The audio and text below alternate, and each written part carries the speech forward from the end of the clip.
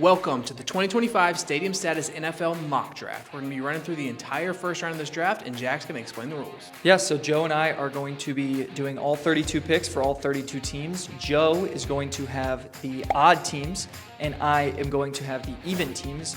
So that leaves us with Joe having the first overall pick with the Tennessee Titans. With the first overall pick in the 2025 NFL Draft, the Tennessee Titans are going to select Cam Ward. The biggest no-brainer in the draft. If you have $1 million and you want to make $150, put it on Cam Ward to the Titans. The Tennessee Titans have a plethora of needs, but none other being bigger than Cam Ward, which puts me at number 2, where the Cleveland Browns sit on the clock.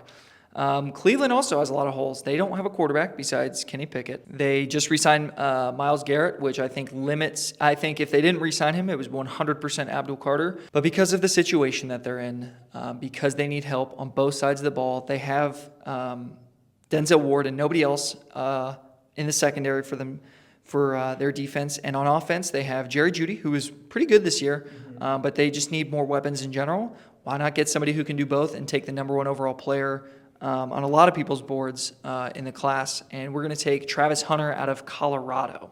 Yeah, I like the pick. He's a very generational guy. He's good on both sides of the ball. A lot of people have him as the top wide receiver and the top cornerback this year. I don't know about that, but he's still a pretty good guy. And as a Steelers fan, I'm very glad that whoever is playing quarterback for us will not have to play against Abdul Carter and Myles Garrett on the same defensive line. So, moving on, we have pick number 3, the New York Giants. And a couple of weeks ago, this would have been consensus quarterback pick here, but they added Russell Wilson, Jameis Winston, and they still have Tommy DeVito. So they don't have to go quarterback if they don't have a guy that they're not in love with. They can come back and get a guy in the second or third round if they want to, a Jalen Milroe or like a Tyler Shook. So right here, I have them taking the best player available, probably, in my opinion, the best player in the entire draft, and that is Abdul Carter, the edge rusher from Penn State. He is by far, I think, the most superstar potential of anybody in this top 3. I know a lot of people like Travis Hunter. Yeah, the Giants are in an interesting spot selecting Abdul Carter because of their edge rusher talent already, having trading for Brian Burns last offseason, who was great for them, and also drafting Kayvon Thibodeau in the top, I think he was a 5th overall pick in 2022, 2021, something like that. But just adding another guy who can rotate in. We see the best teams in the NFL are the teams with the best edge rushing units. And so adding a phenomenal player in Abdul Carter there at 3 is kind of a no-brainer. Edge rusher has slowly became the most valuable defensive position. They're getting the biggest contract, so it doesn't hurt to have, even if you don't need all the guys, you have the trade value to leverage somebody else who really needs an edge rusher, or you just got a plethora of talent. It wouldn't shock me if Kayvon Thibodeau is not a Giant next year. But I have the Patriots here at number 4, who have the odds of them taking Ashton Genty have risen dramatically in the last couple weeks. And boy, would that mix things up and make things so fun and interesting for a team like the Raiders. However, I think their biggest goal this offseason is to protect their 3rd overall pick last year in Drake May. They didn't have a fantastic offensive line with Mac Jones. He didn't pan out. Whether that was a talent thing or an offensive line thing, we may never know. But I think they want to ensure they're giving their quarterback the best possible opportunity to be successful. And that's why I think they go with the very versatile Will Campbell out of LSU. He is 100% a fantastic guard, and his arms are short. However, people think he can play tackle. I think he'll be a good tackle. Even if he doesn't pan out exactly how you want him to be, he can kick inside and be a fantastic guard for you. So regardless, you're getting a protector for your quarterback who can make a difference on day 1. Yeah, it's a good pick for a guy like Drake May, who's an up-and-coming quarterback that they're hoping is going to take a big leap in year 2. He doesn't have the highest ceiling, especially when you compare him to guys like Armand Mimbu or maybe even Josh Simmons. But he's the most pro-ready lineman or the most pro-ready tackle in this draft, so you got to get the guy to protect your quarterback now. Moving on to pick number 5, we have the Jacksonville Jaguars, who also have been – Ashton Genty's actually been slowly sneaking up their boards for some reason, even though they have a good running back now. Good running backs. Tank Bigsby's pretty good. Yeah, but I don't understand that. But we have a team that is – their 2 defensive tackles right now are Arik Armstead and Devon Hamilton. Not the best, and – this has been a favorite for weeks now. Months. Forever, yeah. So I'm just going to go with chalk. They're taking Mason Graham, the defensive tackle out of Michigan, shore up that defensive line, and then focus on other areas of need throughout the rest of the draft. Yeah, I love Mason Graham to the Jags. I said it a couple weeks ago when we talked about this, that the Jags are in the best position in the draft. They have a fantastic opportunity to take whoever falls to them, whether it's Mason Graham, Abdul Carter, Travis Hunter, and they are in a great spot. And if I'm a Jags fan, I'm feeling pretty happy. So the Raiders sit here at number 6. The Raiders, obviously a team that struggled offensively last year. They are in desperate need of playmakers. They're in desperate needs of a running back. They tried Alexander Madison, bust. They tried Zamir White, who they drafted in the 5th round 2 years ago, averaged like 2 yards a carry. Not ideal. They brought in Geno Smith, and they paid him, which says they're kind of buying into now. They paid him. They have Jacoby Myers on the roster. They are looking to bring in receivers later in this draft. Now, I think a very, very sneaky pick here could be Tetairoa McMillan. I haven't seen it anywhere. I haven't seen it. I don't think I've seen it one time. I think Tetairoa McMillan could be a very, very sneaky pick here for the Raiders at 6.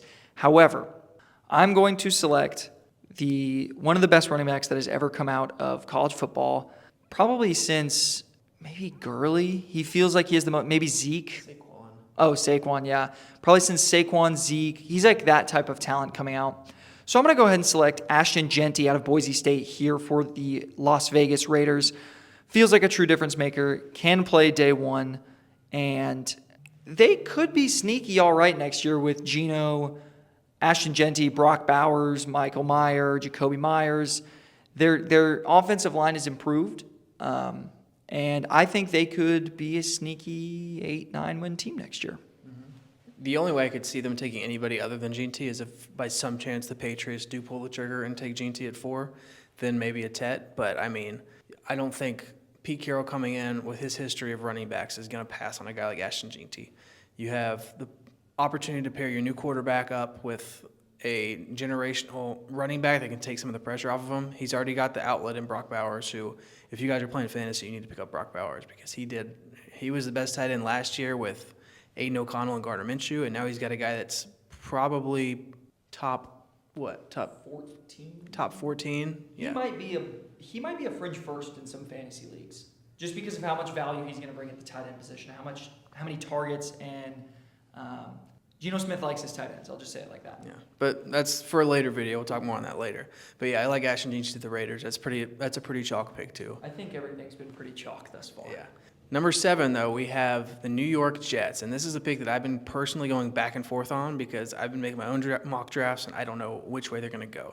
The smart way to go, I think, would be to take Armand Mimbu because you have a new quarterback, or not a new quarterback, but new to your team, who is still not that experienced. He still can't really read a field as well as some of the other quarterbacks in your division. I think Drake May can read a field better, definitely Josh Allen and Tua. So you got the worst quarterback in your division. I think you need to set him up to succeed. But this is also a team that is probably feeling burned a little bit because they passed on Brock Bowers last year. They were a big target. Brock Bowers to the Jets last year was a big talking point, and they passed on him, and the Raiders ended up taking him. He ended up being the best tight end in the league. And I think they're going to feel a little bit of burn from that, kind of like, well, I won't go into that. Kind of like the Steelers when they drafted Kenny Pickett. They felt the burn from Dan Marino years ago, but this is more recent. So I think they're going to actually pull the trigger on Tyler Warren here at tight end. Give Justin Fields a little bit of an outlet because every young quarterback loves to have a tight end they can throw to. And, I mean, you got a guy that can run around, so they might be not too concerned about having like a stationary quarterback like they had with Aaron Rodgers. So I think they're going to go Tyler Warren instead of Armand Mimbu here. Yeah, I mean, if you look at the success that Justin Fields did have, which was limited, he had almost no success with the Bears. Who was their tight end? Didn't really have one. They drafted Cole Kmet, and he was already on his way out by that point. You give him a tight end that's even as good as Pat Freiermuth, and you see him have immediate success. I think he was out for a couple games that Justin Fields played, but when he was in, he was a pretty primary target along with George Pickens, just a big body. Yeah. So give him a big body to throw at. I like Tyler Warren to the Jets. If you told me Tyler Warren or Armand Mimbu, I'd be okay either way. Carolina sits here at number 8, and Carolina, it seems to be between two players. It seems to be between Tetairoa McMillan and Jalen Walker is really what it seems like it's coming down to. They need edge help. They need outside help. Yeah. They drafted an outside receiver last year in the first pick of the second round, I think, or maybe the last pick of the first round with Xavier Legette. Yeah. Last pick of the first round. Last pick of the first round. So they drafted an outside receiver. Do they go there again to give Bryce Young another weapon? They could. Do I think they will? No. I think they address the defense here. I think they address it with one of the smartest players in the draft, somebody who's extremely versatile, can play off-ball linebacker, on-ball linebacker, rush the quarterback, drop back into coverage. I think they take the North Carolina native here. I think they go with Jalen Walker out of Georgia. He is from Salisbury, North Carolina, just down the road from Charlotte. They've done a ton of meetings with him. It feels like a match made in heaven to me. I think Jalen Walker is a fantastic prospect who has a ton of room to grow. He's a great prospect at Georgia, but he also has a lot of room to get better in the position that he is placed in, depending on the team that he goes. So I'm going to take Jalen Walker at number 8 to the Carolina Panthers. I like the pick. Yeah, that's also where I have the Panthers going. I feel like Tet at number 8 is not going to improve your team as much as a good edge rusher will. Moving on to the Saints at number 9. This is a big wild card in the draft, and nobody really knows exactly what the Saints are thinking. I've been looking at the betting odds for their first position drafted. Defensive line / edge is plus 110, so that's their best odds. But I feel like if Jalen Walker's there, I feel like they're taking him. But I feel like with Jalen Walker off the board, they might go in a different direction and go with a guy that could re-energize their fan base and hopefully re-energize their offense, because Derek Carr's not doing it for him. So I have the Saints taking Shedeur Sanders. He's a guy that's, if he needs to sit for a year behind Derek Carr, he can, if Derek Carr can even play, or Spencer Rattler. But I think he's already better than Spencer Rattler. What a mentor. Yeah, he's a guy that's he's probably the most accurate quarterback in this draft class, and you're going to have him throw into Chris Olave and who else? I don't know who else. Rashid Shaheed had a good couple weeks. Yeah, so you're kind of throwing him into a bad situation, but I mean, it's better than if he was on the Giants. So I think, you don't think? Mm-mm. I'd rather have Malik Neighbors than Chris Olave. That's true, but I mean, which offensive line's better? They're both pretty bad. Oh, okay. Well, no, the Giants have a top 3 offensive tackle in the league with Andrew Thomas. When he's healthy, he didn't play this year, but he's a top 5 tackle in the league when he's healthy. Evan Neal has shown flashes, ultimately a bust. 7th overall pick, though, still has flashes. Mm-hmm. I don't know. The Saints have a pretty bad offensive line. Well, so I'll let you finish up with Shedeur. All right. Well, their biggest needs are quarterback and edge, and the best 2 edge rushers are already off the board.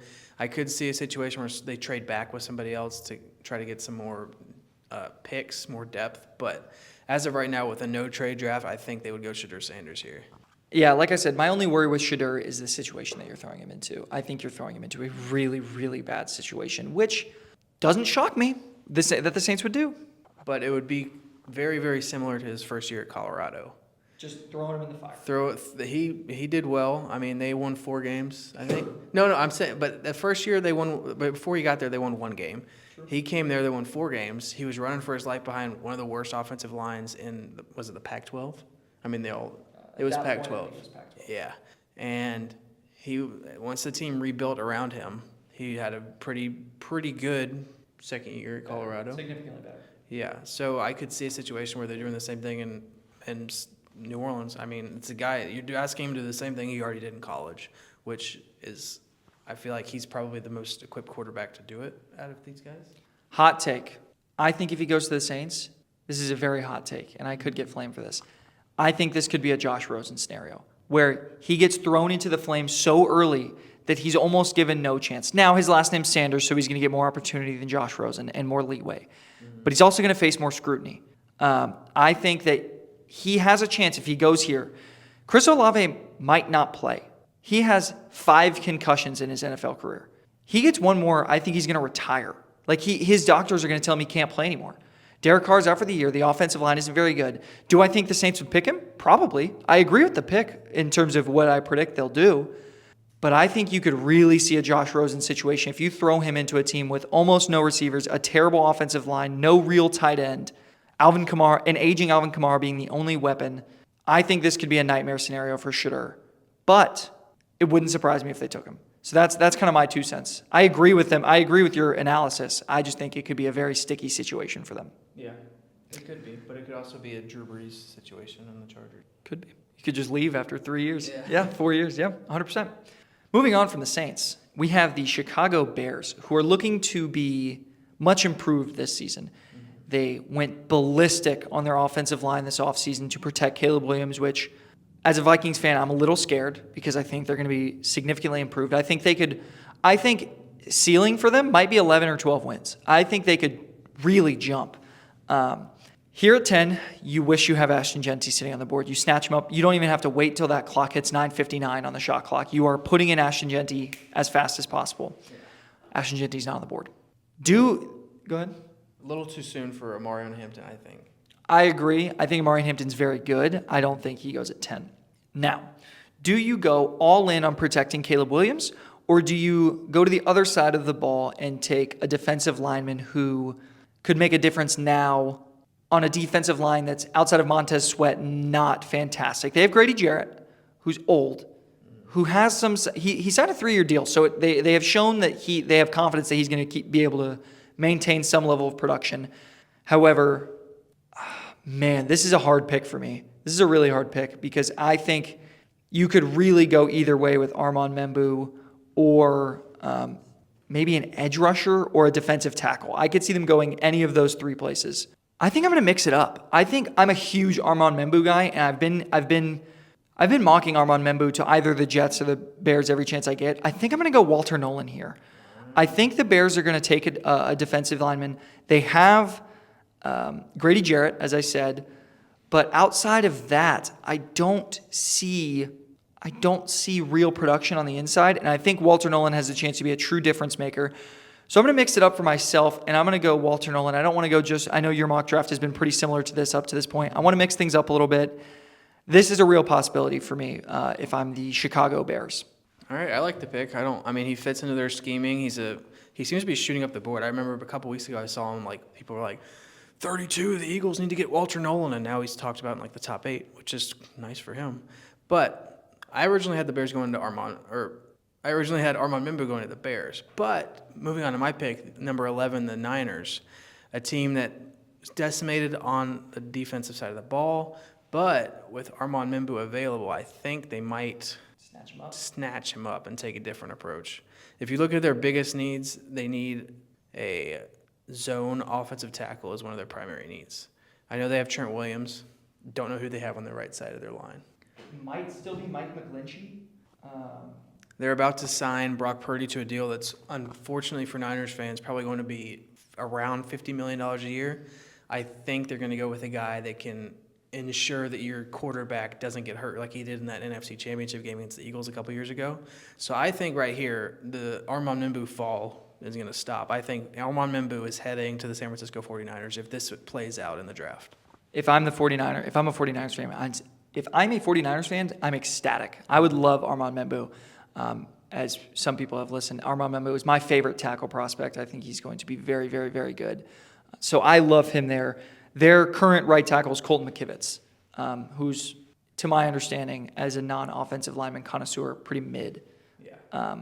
I don't think he's fantastic. Now, America's team sits here at number 12 with some options on the board. They are definitely in need of a receiver, some outside help.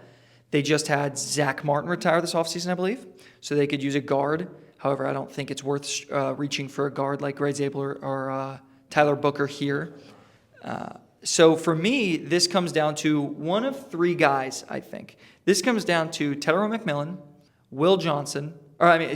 Jahdae Barron, and Matthew Golden. I think the Cowboys are going to, this year, try and make a splash. I think they saw what happened last year. They won, 8 games?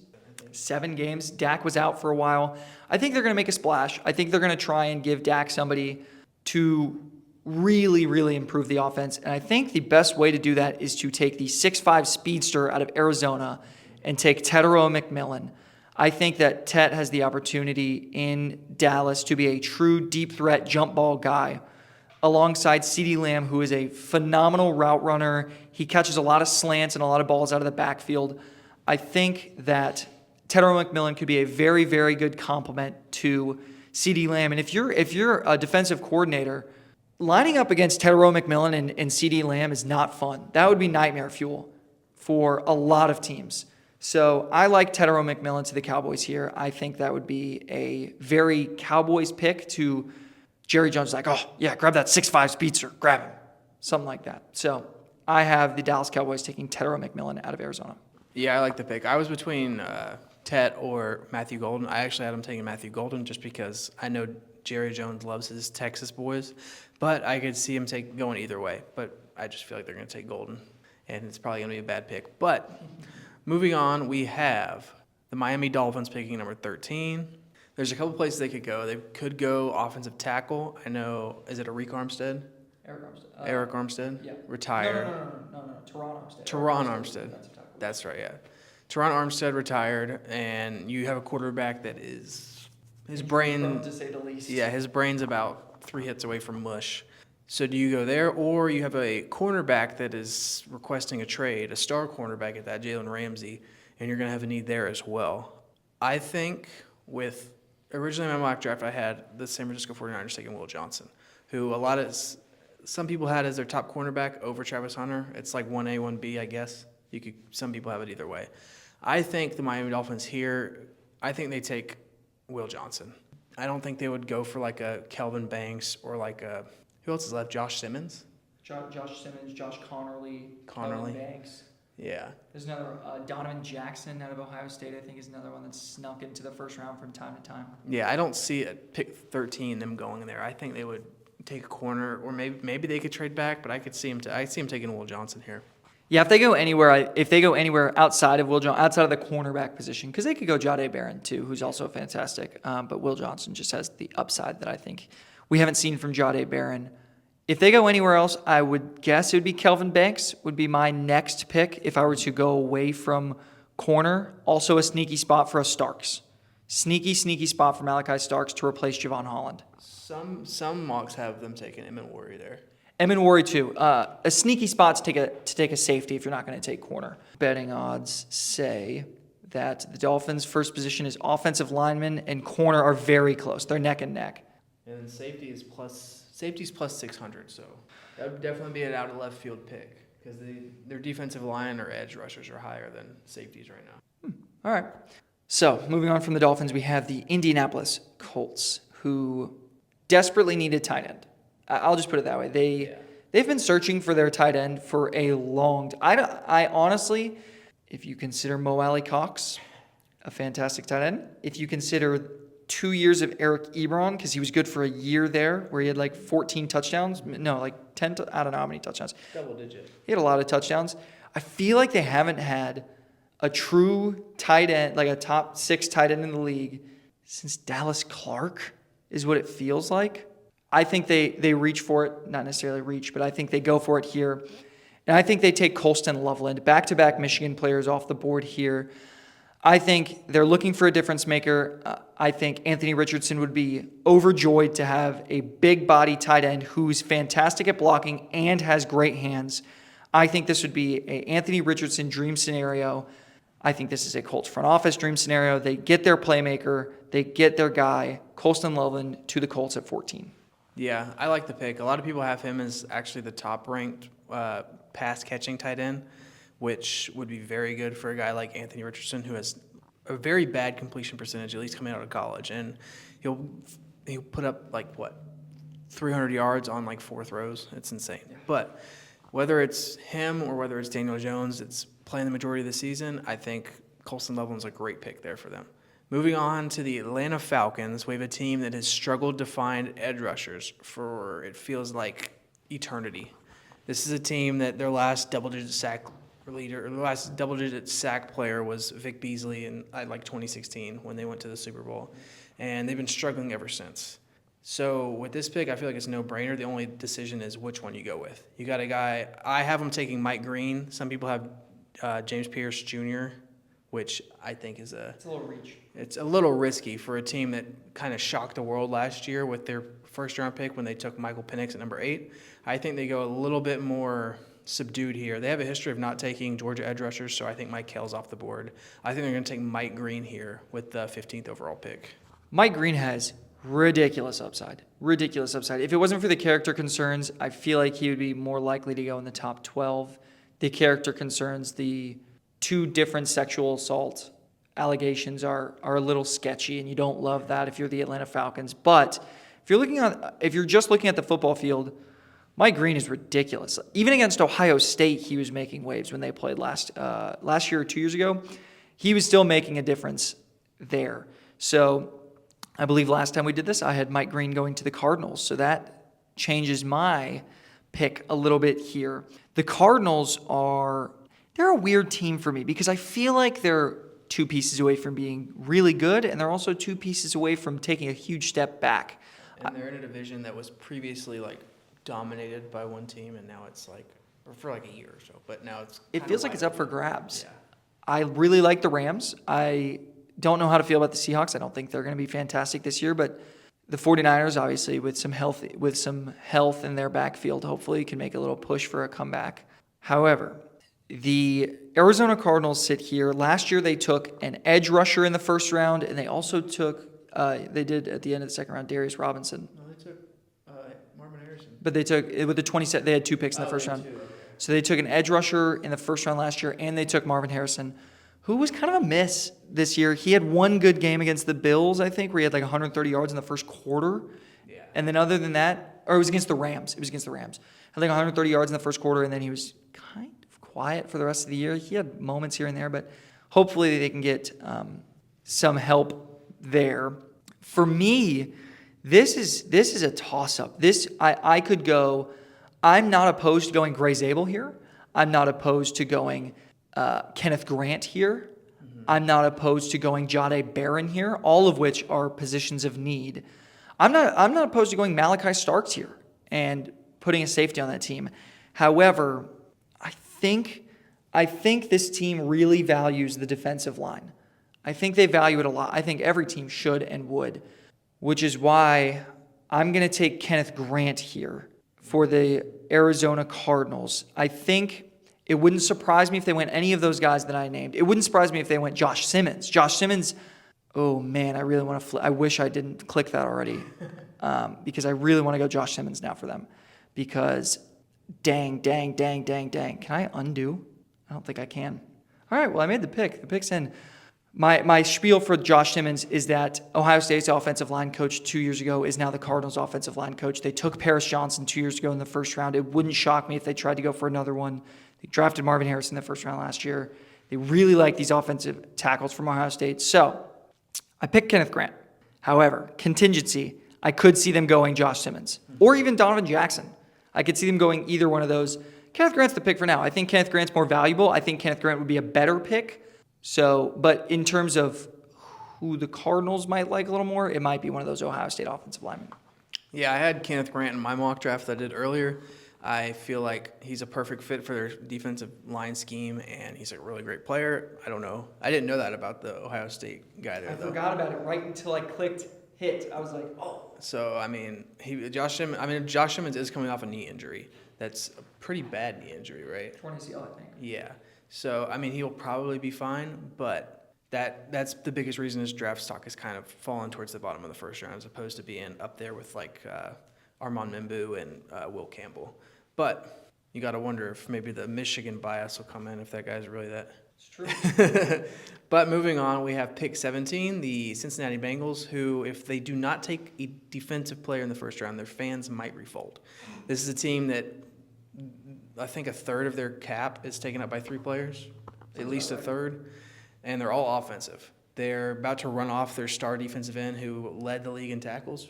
Sacks, yeah. Led the league in sacks. Almost. Did he lead the league in sacks 2 years ago, too? He might have tied it 2 years ago. Yeah. And last year, he was the sack leader. Yeah, so he's a star edge rusher in the league. Whether he's talked about that much or not, he's a star.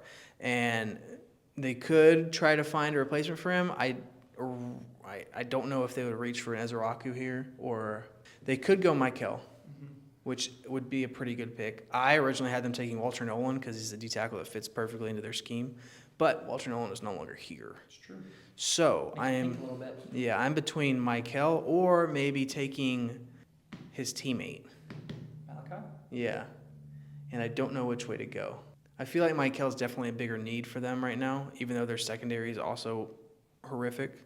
If I can be of somewhat of assistance, I don't want to be a GM for your team here. They did draft a safety in the first round 2 years ago, Dax Hill, who has been a miss. He has not been good. However, if that pushes you one way or another, they did draft a safety in Dax Hill with the 31st pick in 2023. So I don't want to push you either way. I just thought you should know that information. So we're going to go with the bigger need here, and we're going to take Michael Williams out of Georgia. Yeah, Michael Williams is just a freak of nature. Michael Williams is a fantastic player. The Seattle Seahawks have the 18th overall pick, and I have mocked them to do the same thing in pretty much every draft we've done. And I'm not going to change it because I think they're going to do the exact same thing. They're going offensive line. They need interior offensive line especially. They drafted Charles Cross in the first round, I think in 2021 or 2. He has been great.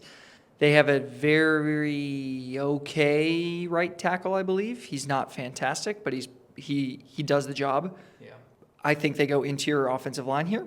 I believe that Gray Zabel is the best guard in the class. He's, in my opinion, going to play guard in the NFL. The Seahawks need a guard. I think the Seattle Seahawks go Gray Zabel out of North Dakota State. We see our first FCS player go off the board here. So Gray Zabel, a bit of a boring pick, but definitely a necessary pick for the Seahawks. Yeah, I like that pick. Originally, I had, in my mock draft, I had the Cowboys taking Matthew Golden and Ted McMillan actually falling down here, and the Seahawks taking him, which I think would be a really good move for the Seahawks because Cooper Kupp's a really good wide receiver, but he's not like a big body, down the field, deep threat. And I don't think Jackson Smith-Njigba is either, right? Not really. He's a fantastic route runner in good hands, not necessarily your jump ball guy. Yeah, so I think if Tet was able here, it could take the wide receiver core to like a next level and be Like a DK Metcalf? exactly. But they also need to shore up the offensive line for their new quarterback of the future. We will see Sam Darnold. Moving on to number 19, we have the Tampa Bay Buccaneers, and this is my lock of the draft, I feel. If he's there.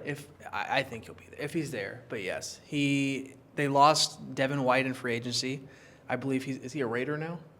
That sounds correct. Yeah. So I think the no-brainer here, he's number 3 on their PFF big board out of all players in the draft, is to take Jihad Campbell, the linebacker out of Alabama.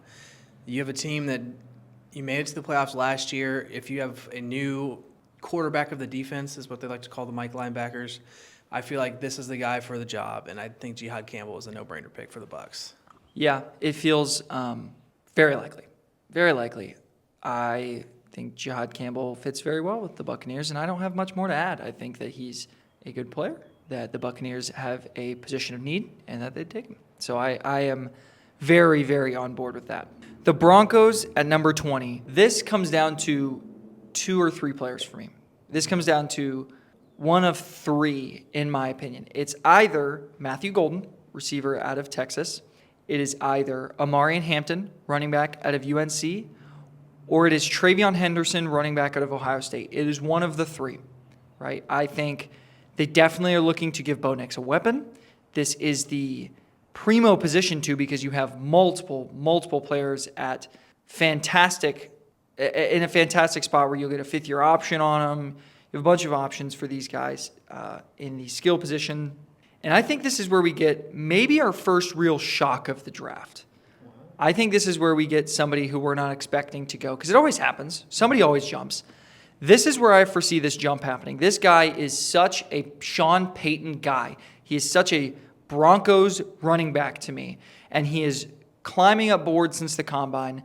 I am selecting Ohio State running back Travion Henderson at number 20. He is such a Sean Payton guy, and I think he fits that team very, very well. He's the 58th overall player in the class, according to PFF. He's probably running back 3, I think 3 or 4, depending on where you have Judkins. I think this pick makes a ton of sense for the Broncos, and I think this is where we get our first moment of the draft. I agree. I didn't actually see that coming. I thought Amarian Hampton was like the guy, but I couldn't see him going this way. I think they're definitely going to take a running back, though. I think that's a no-brainer. But whether it's Travion Henderson or Amarian Hampton, we will see. Moving on to my favorite team, we have the Pittsburgh Steelers picking at number 21. And I am kind of torn here because you have 3 positions, I guess, that are pretty big needs. Quarterback, obviously, we still don't know what Aaron Rodgers is going to do. And if he was very passionate and wanting to sign with the Steelers, he probably would have done it already. And right now, everybody thinks he's holding out for maybe the Vikings to be like, get through spring training and be like, we don't know if JJ's ready yet. And that's what he's hoping for. Hopefully it doesn't happen because fuck Aaron Rodgers. But I think right here, I'm between the Steelers taking a quarterback, a nose tackle are the two big ones I see. A lot of people have him taking Amarian Hampton, which he is available in our draft. But I am still burnt from taking Najee Harris at 20 overall a couple years ago, and it was not worth a first-round pick on him. I feel like the later you get into the first round, the less value you get from a running back generally. If you're picking in the top 8 or whatever, and you can get like a Saquon Barkley and Ashton Jeanty and Ezekiel Elliott, then yeah. But I don't know of very many running backs that were picked.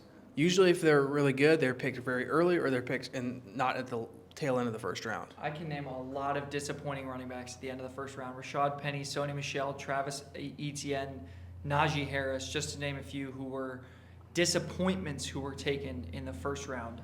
Clyde Edwards-Helaire was a first rounder. So you have a point there. Yeah.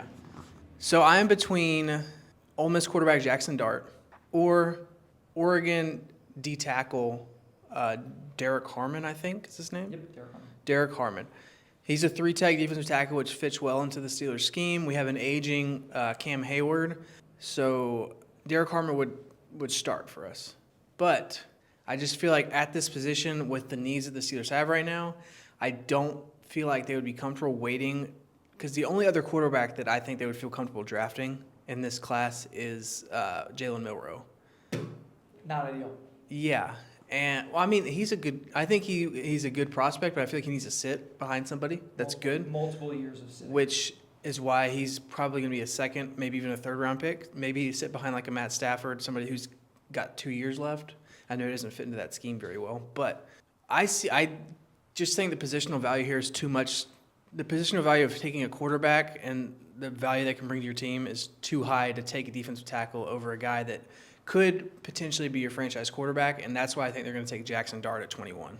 Wow, I really thought you were going to go different there for a second. I thought you were swinging somewhere else. 131 on PFF's board. I disagree strongly. Average draft, though. Facts. 36.9 average draft. I like Jackson Dart to the Steelers. I was scheming where I was going to have Jackson Dart going.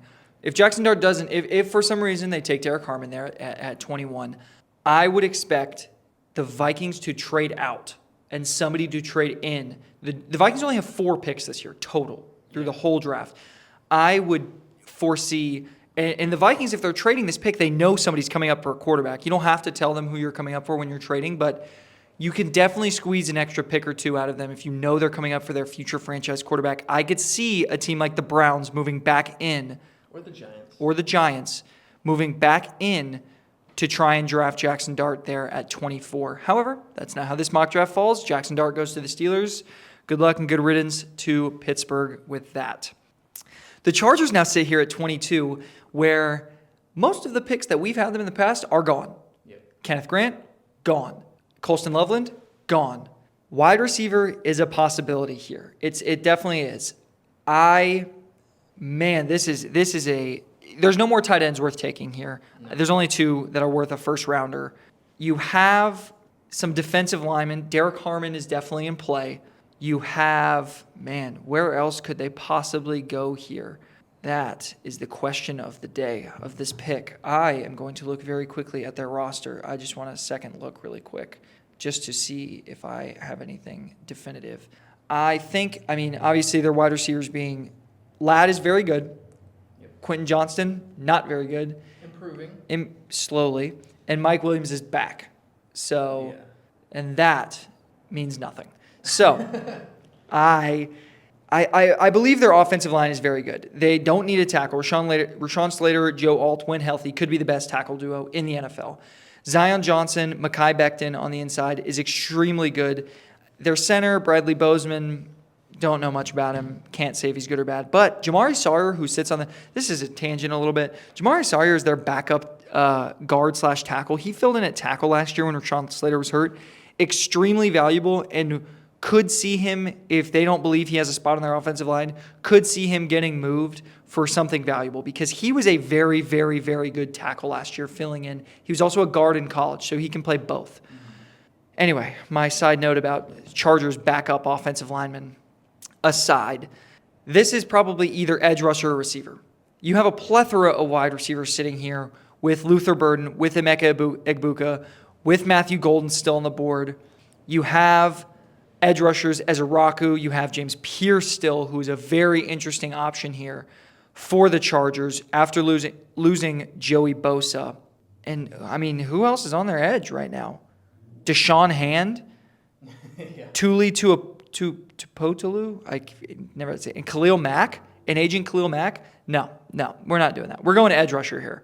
We are not going to roll with Deshaun Hand, Tuli, and Khalil Mack as our edge rushers. We are going to select Shamar Stewart at 22 here.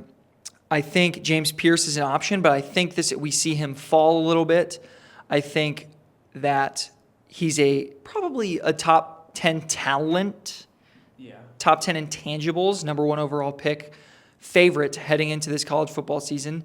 The off-the-field stuff, the tag of uncoachable drops his stock pretty significantly. So I'm going to go with the Chargers taking Shamar Stewart, trying to take a difference maker off the edge. I think they're going to roll with their receivers for now, and I think they know for a fact that they can get a really, really solid wide receiver in the second round because this receiver class is so deep.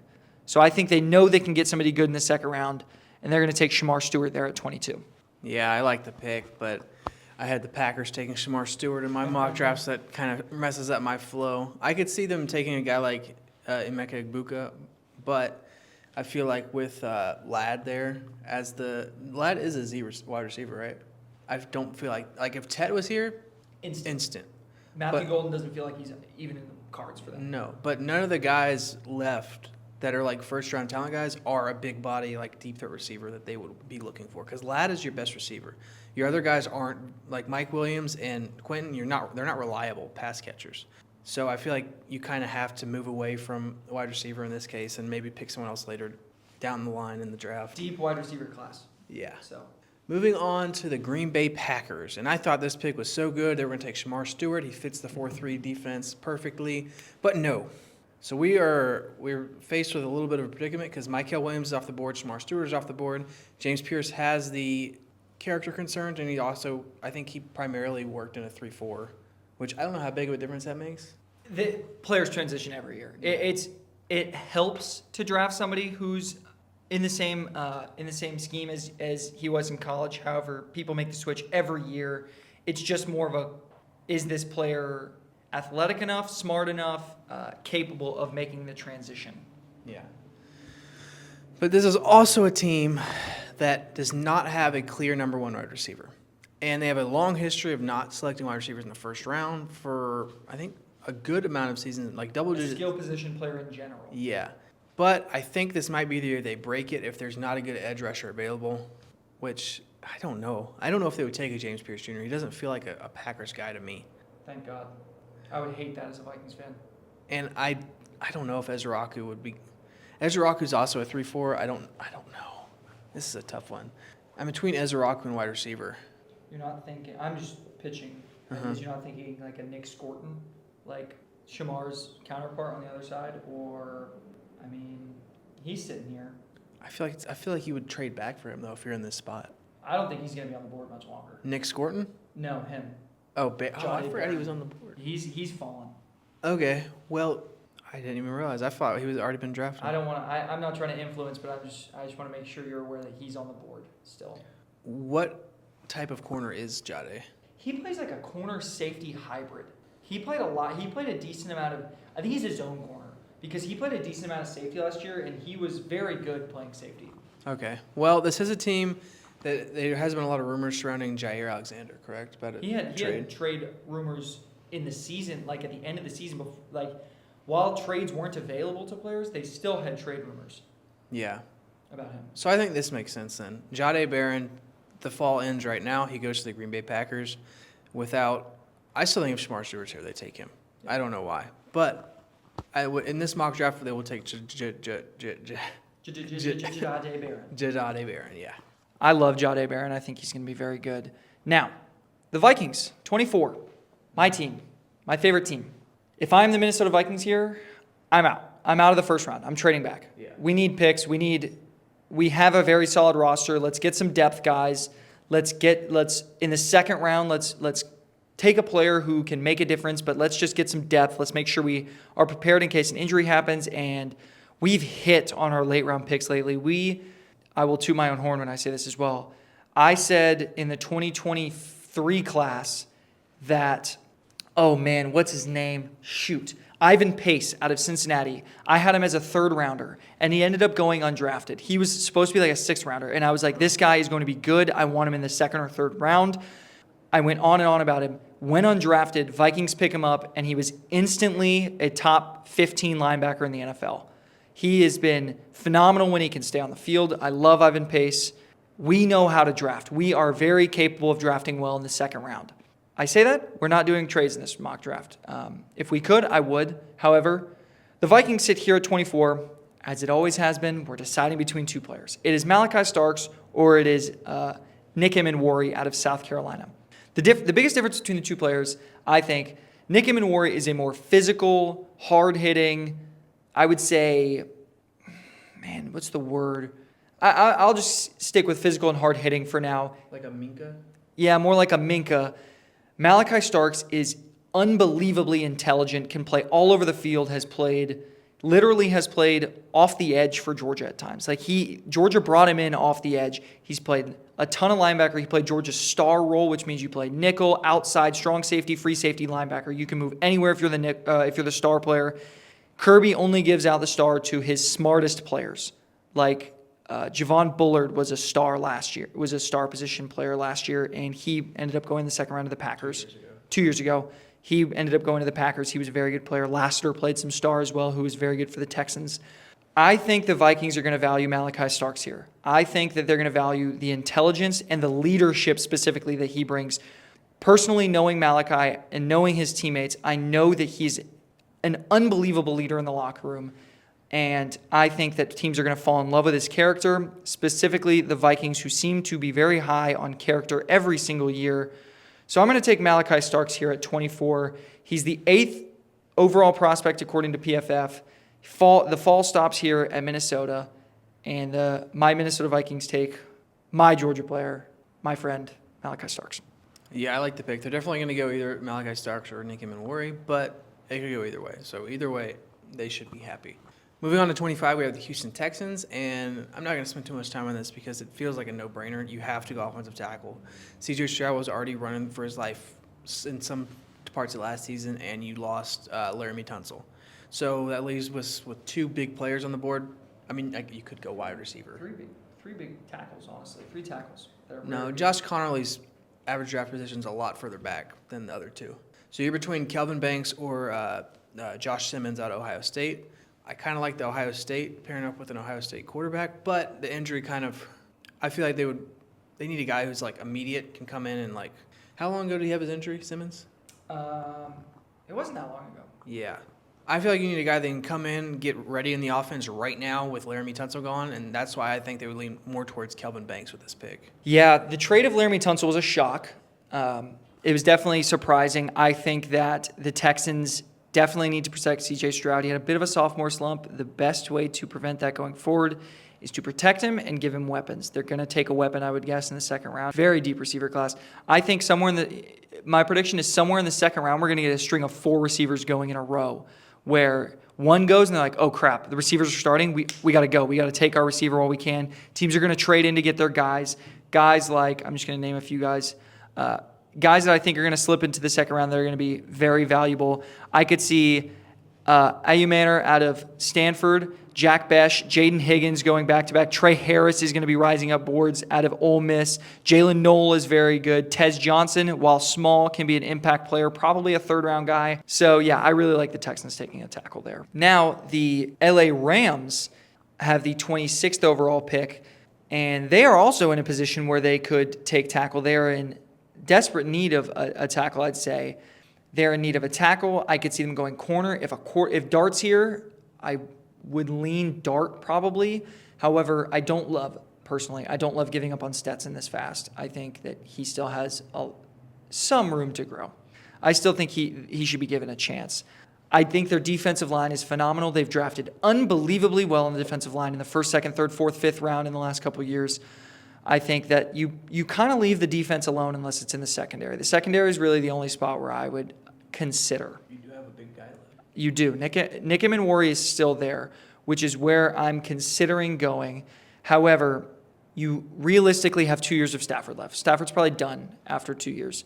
If you want to give him the best possible chance to succeed and potentially make another Super Bowl run, you protect your quarterback. Mm-hmm. As much as I hate just reading off of your board, I know it was a good mock draft, so I'm reading it. It's sitting right here. I'm going to go Josh Simmons out of Ohio State. I think it makes a ton of sense to take a tackle here. Even if he's not flawless this year, next year you will have a established second-year tackle who has, hopefully, if he's healthy, 17 games of NFL experience for Matthew Stafford to make one last push with Puka and Kyron Williams and Devontae Adams. Mm-hmm. So I'm going to take Josh Simmons, the tackle out of Ohio State here, and hope that he is ready in time and is able to contribute immediately. Yeah, I like the pick. That's where I had him going on my mock draft. And, yeah, the best way to try to get Stafford to get another Super Bowl is to protect him. And they gave the Eagles the best fight out of any team last year in the playoffs. Any team in the playoffs at all. And I think they have a fighting chance going into this year. They brought in Devontae Adams to pair up with Puka. So they should be the favorite to win the NFC West. I'm very, very curious to see where those odds end up because I think it's going to be very close between the 49ers, the Rams, and the Seahawks. I think the 49ers and Rams are a little bit ahead of the Seahawks, but I think all three of them are going to be within maybe 200 in terms of odds of each other. Yeah. But moving on to number 27, we have the Baltimore Ravens. And no matter what Jack says, I have a gut feeling about this. I don't disagree. He feels like a Raven. They do have the possibility to go for a guy like Emmanwori because he is kind of a Raven. He feels like more of a Steeler, I'm not going to lie. But he's a hard-nosed safety. They already have a pretty good secondary there. Their biggest issue was on the defensive line for the first time in years for the Ravens. And for whatever reason, my gut feeling tells me that they are going to draft Donovan Ezeraku. I don't know why. The name is just, I can see it on a Ravens jersey. So that's where I have them going at pick 27. It's Donovan Ezeraku out of Boston College. He feels like a Raven. As much as I hate to admit that you're so right, he feels like a Raven. I think Nick Emmanwori does not feel like a Raven. So I don't mind the pick at all there. Edge help, as we've established. Edge is becoming rapidly the most important position on the defensive side. Grab your first round edge rusher, get him a fifth-year option, have him as long as possible. I think if they can set up similar to how the Rams are set up, the Rams' defensive line is going to be the best in football here in the next couple of years. Them and the Eagles are going to compete with the best D-line in football because they're so young and so talented. Mm-hmm. And I love what the Rams have done. I love what the Eagles have done. Everybody's going to be looking to replicate the Ravens here, specifically drafting this edge rusher here. Now, the Lions at 28, a team with almost no holes. Very, very few holes. They addressed the holes that they did have, they addressed in the offseason. They didn't have a second cornerback aside Terrion Arnold. Oh no, what do? We signed DJ Reed, one of the best cornerbacks in free agency. The secondary is just imagine you're an offensive coordinator and you're like, okay, how do we prepare for Detroit? And this is their starting secondary. Terrion Arnold, DJ Reed, Brian Branch, Kirby Joseph, Ennis Rakestraw, who was a second-round pick last year, as their third corner. How do you prepare for that? Yeah. It's going to take offensive geniuses. Now, lost both coordinators, the Lions did, so it's not certain that it's going to be as good. However, talent-wise, it's cream of the crop there for secondary. Now, this is a spot for the Detroit Lions where I don't understand. So I'm going to be honest. I don't understand the receiver need. I don't really get it. So you have Amon-Ra St. Brown. Mm-hmm. You have Jamison Williams, who's a phenomenal slot receiver. When he's not suspended. Phenomenal slot receiver. You have guys like Matthew Golden. You have guys like Emeka Egbuka. You have guys like Luther Burden all sitting there. I don't really understand the value in that to come in and be a wide receiver 3. I don't get that, drafting that in the first round. Mm-hmm. I do get, however, drafting an edge rusher in the first round who can make an immediate impact. Now, for me, this is between two guys. Oh, I'm sorry. This is between two guys. This is between, in terms of if you're drafting an edge rusher, this is James Pierce or this is Nick Gordon. Yeah. This is one of them. And man, oh man, would it suck to be a Vikings fan and watch this happen. But I believe it's what would happen. I believe if anybody can get the best out of this kid, if anybody can make him coachable, Dan Campbell's going to put him in his place. Yeah. Dan Campbell would shut him up and put him in his place. So I have the Detroit Lions taking James Pierce Jr. here at 28. I literally just got, I'm not exaggerating, I just got chills thinking about this as a Vikings fan and facing Aiden Hutchinson, James Pierce Jr. on each side of the line along with that secondary. Mm-hmm. Don't be surprised if you see the Lions in the Super Bowl next year. Wow. I like the pick. That as long as the coordinators that they hired are good, I feel like that's pretty realistic expectations. Moving on to the Commanders at number, 29? 29. The biggest surprise from last season. And I was worried for a minute because my original pick for here, I think my original pick still stands. I would agree. I think that they stick on the edge and they take the last edge rusher probably in the first round, unless you're going to take the Arkansas guy. I think that they take, how do you say his last name? Scranton? Nick Gordon. I think they take Nick Gordon out of Texas A&M. He's a 4-3 edge, which fits their scheming. I know the scheming isn't too terribly important. He would be an immediate starter for them. And I know there's been a lot of talk about trading for Trey Hendrickson from the Bengals, but that hasn't come to fruition at all. We haven't really heard anything about it. So I think they shore up, unless it happens on draft night, which it could, I think they shore up their edge rusher need. They already established their wide receiver, or they already fixed their wide receiver need and their offensive line need with the draft or with the free agency. So I think they take Scorton here and try to add another superstar edge rusher to their team. Yeah, I don't hate it at all. So I have a scenario for you. Since we're near the end, I will bring up a scenario for you. Mm-hmm. And I'm very curious as to what you think about this, as I have the Bills here at 30. Yeah. How would you feel if the Bills on draft night, right here, sometime before this maybe, mm-hmm. they move up, or they trade sometime on draft night. They trade James Cook, because I know we talked about this last time. Mm-hmm. They trade James Cook to somebody in dire need of a running back. The Browns. The Broncos drafted one in this situation. Oh. So not in this situation, but somebody like the Browns, who are in desperate need of a running back who have picks to give. Mm-hmm. Or a team like, who else is desperately? The Chargers could be interested in a James Cook if they're willing to pay. Najee is not a long-term option. He's not. Who's the Giants running back? Nobody. Tyrone Tracy, the Giants, another guy who could be interested in James Cook. Somebody with some money willing to pay. Trading the Steelers, trading James Cook to one of those teams and taking Amari and Hampton right here. I think you have immense value there as a team. Running backs are expensive. As a team who's looking to compete, having a first-round running back for 5 years on a rookie contract could be extremely valuable. Just a scenario I thought I'd throw out there. If this happens, get ready to see the clip on TikTok. It's coming. Mm-hmm. But no trades. Yeah. So James Cook is on the roster. In this scenario, he re-signs. This has to be a secondary player for me. You think? I think it has to be. I think this has to be. I don't think there's an edge rusher or an interior defensive lineman worth taking here, except for Derek Harmon. He's the only one that I would consider. That's who I have to take. I'm between Derek Harmon, Nick Emenwari, and Trey Amos are the only three guys that I'd consider here. I just can't. You can't convince me that he's going to slip into the second round. You can't convince me that he's going to slip any further than this. Their starting safeties right now are DeMar Hamlin and Taylor Rapp. Yeah. I can't see him falling. I personally cannot see him falling further than this. He is one of my favorite prospects in the draft. I have Nick Emenwari being drafted by the Bills here. They've had a plethora of fantastic safeties for the last 6 years. Poyer's gone. Who was the other one that they had that was really good? It's not Tre'Davious. No, it was after that. They had two very good safeties for a long time running side by side. They draft a safety here in Nick Emenwari who can make a difference instantly. The defensive line, yes, could use some help, but they have Ed Oliver on the inside. They run a 4-2.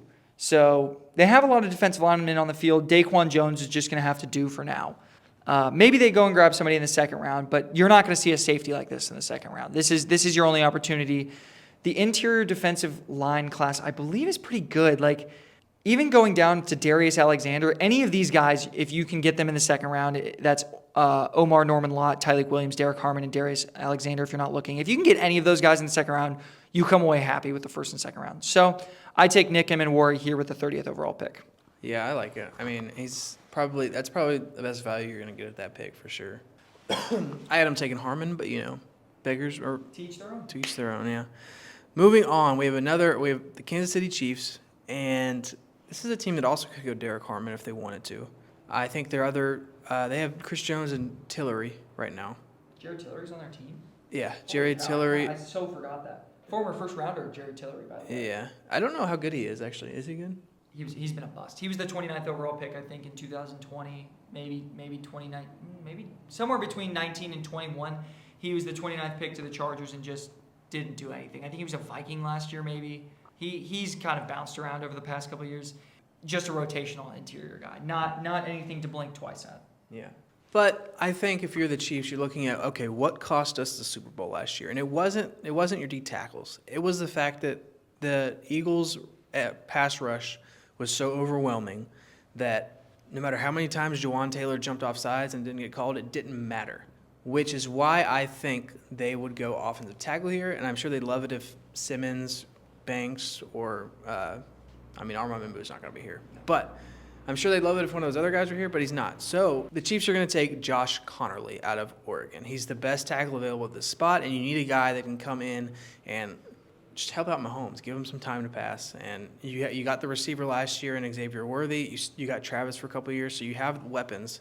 Pacheco, Kareem Hunt, and yeah, I got Josh Connerly to the Chiefs. Yeah, the Chiefs. Another scenario. I like asking questions now that we're sitting here. Do you think the Chiefs win a Super Bowl in the next 3 years? No. I don't think they do either.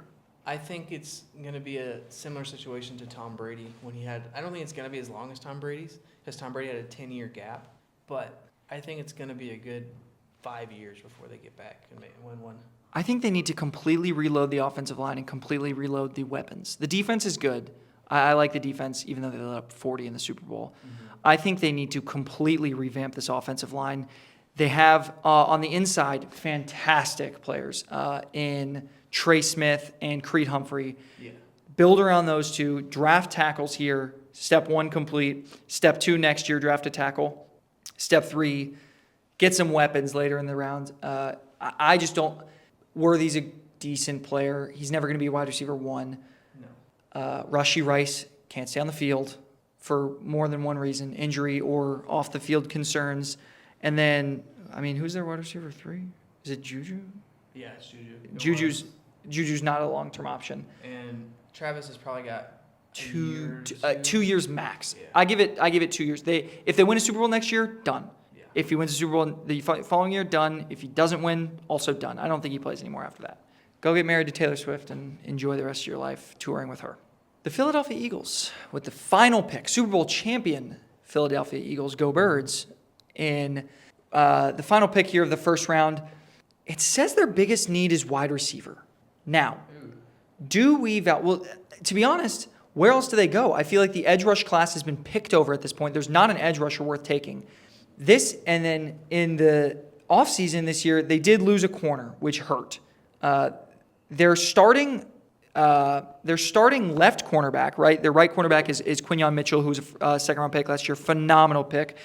They have Cooper DeJean at nickelback, which is very helpful. But Keely Ringo is their starting corner right now on the right side, which they have a lot of love for, and I believe they have a lot of faith in him as he has progressed through the last couple of years. Could this be an interior offensive lineman? Maybe. If you are, it's probably replacing Tyler Steen, who was pretty solid but not phenomenal. Could this be a corner? I think it's one of those. Maybe a receiver. Now, do you think you can justify a receiver at this spot? There are fantastic receivers on the board. The receivers have fallen hard in this draft class. I think we've only had 2 go in the first round. Yeah, if you include Travis Hunter, Tet, and that's it? Yes.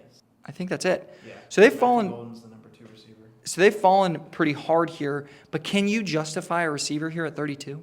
If you're the Eagles, you can justify anything, I feel like. But if you're an Eagles fan, are you pleased with a receiver, or would you rather see them take a corner or an interior offensive lineman?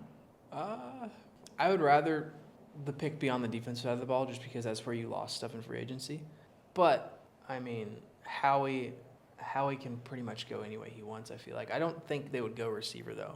I mean, corner, they got Cooper DeJean last year in, the second, third round?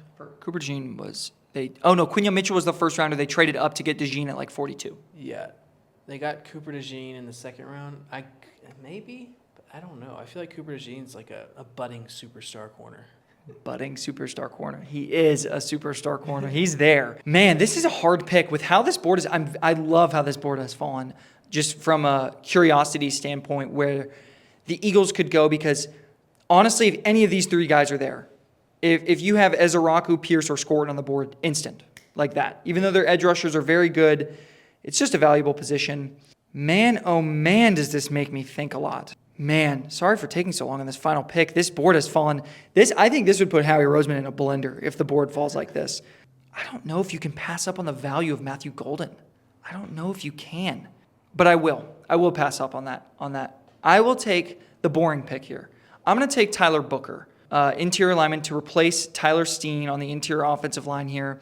It's just a young guy on a cheap contract, playing alongside one of his teammates in Landon Dickerson, right next to him, in fact.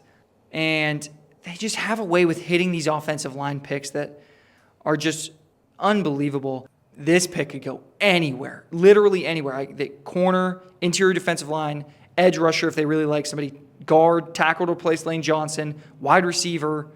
They could go anywhere. Even tight end could potentially be in play. But for now, we're going to go boring pick, Tyler Booker. And that is going to wrap up the Stadium Status 2025 final NFL mock draft. Yeah, let us know what you guys think, what picks you would swap around, what you would change, and make sure to follow us on TikTok, Instagram. Make sure to subscribe to our YouTube. We will post dedicated shorts on all those platforms as well, so make sure you don't miss them. And until next time, see y'all later.